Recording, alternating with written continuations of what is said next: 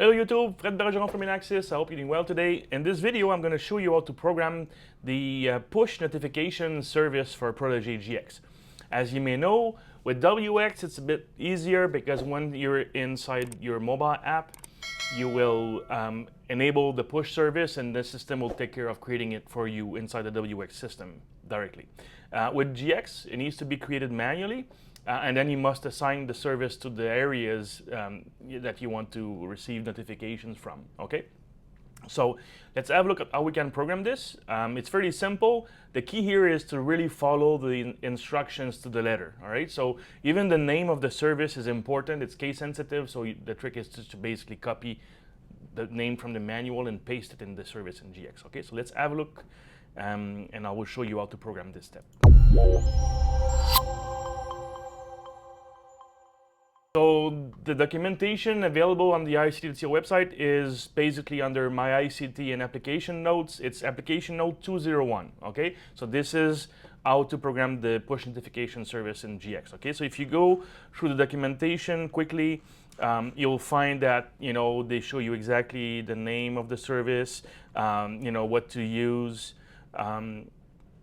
as a service mode, the IP address, the encryption key, how to create it, and so on. So you basically just go from top to the bottom and you create the service, and then you assign the service to the areas. It's very simple. So basically, from the Protege software under Programming and Services, okay, so I already created it for you. So the name of the service is Push Do Not Touch. Again, this is case sensitive, and this is also kind of hard-coded that you specifically need to use this name, no more spaces or less, okay?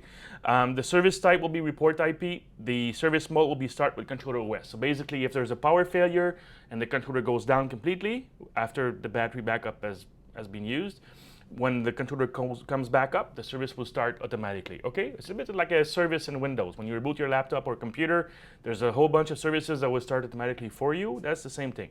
You power cycle the panel, service will start automatically after the restart, okay? Under the General tab, you use the last 6 characters of the controller's serial number as the client code. The protocol is Armor IP TCP encrypted. The level is AES-256. Here we have the encryption key that is created using the link in the documentation, okay?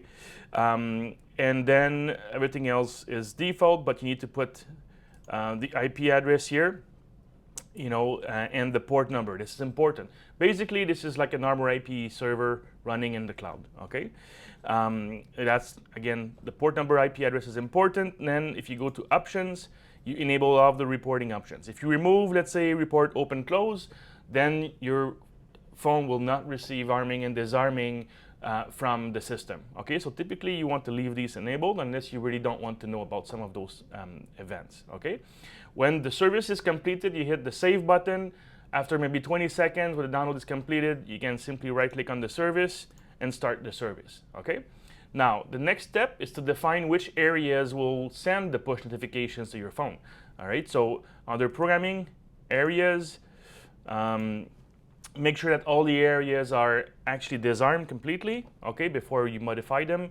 And let's say you go under, let's say in this case, My Office area, and then you assign the service under Reporting Service, okay? Obviously, if you also have a link to the monitoring station over IP or dialer, you can have a list of multiple services in this page, okay? So basically, this was how to create, start and use the push notification service for Protege GX. I hope you liked the video. Please hit the like and subscribe buttons on this video, please, so you can know exactly when we release new videos every week. And if you want some help, you can reach the sales and support team on the inaxis.com website. Again, Fred Bergeron from Inaxis. Thanks for watching.